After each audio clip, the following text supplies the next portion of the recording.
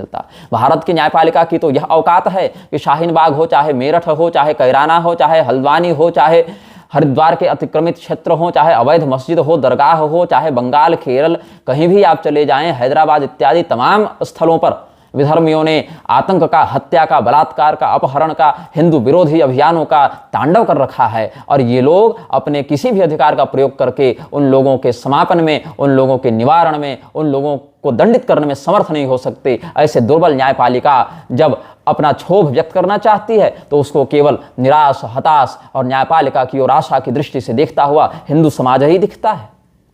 भगवान विष्णु की प्रतिमा को स्थापित, संरक्षित, सुरक्षित, व्यवस्थित, मर्यादित करने के लिए जिस याचिकाकर्ता ने इन दोनों नास्तिक न्यायाधीशों के समक्ष, निर्णयाधीशों के समक्ष निवेदन किया था, क्या टिप्पणी रही इनकी? इतने ही बड़े भक्त हो भगवान विष्णु के तो जाकर उन्हीं के सामने बोलो, गिड़गिड़ाओ।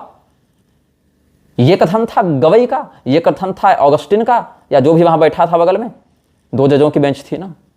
हाँ, अगर यह निर्णय तुम्हारे अधिकार क्षेत्र में नहीं आता या इस प्रकार का आदेश देने का तुम्हारा अधिकार नहीं या मन करो तो इच्छा भी नहीं है, तो इतना ही कह देते कि ये हमारे जुरिस्डिक्शन का, हमारे न्यायाधिकार का विषय नहीं है, ये एएसआई का विषय है। आप सांस्कृतिक मंत्रालय, पुरातात्विक विभाग, पुरातत्व मंत्रालय इत्यादि से आप संपर्क करें। इतनी भी टिप्पणी अगर कर दी जाती तो एक मर्यादित निर्णय समझा जा सकता था कि भाई हमारा विषय नहीं है, ये सांस्कृतिक मंत्रालय या ये इतिहासकारों का या पुरातत्वविदों का विषय है, आप संबंधित विभाग के पास जाकर इसकी याचिका रख सकते हैं।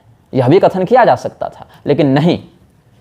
इन लोगों की प्रारंभिक जो मानसिकता है वो सदैव भारत के मौलिक सनातनी विचारधारा के विरुद्ध रही है।